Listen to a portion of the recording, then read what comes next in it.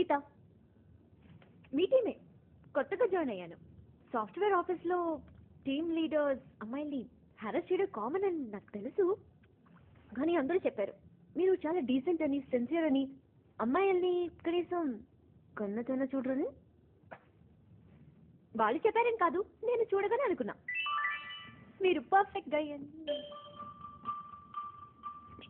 భయం కదా, చూసారా ఎలా కనిపెట్టేశాను?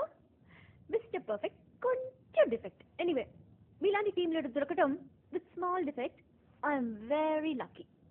హలో, నేను మిమ్మల్ని పొగడాను, కనీసం రియాక్షన్ కూడా లేదు.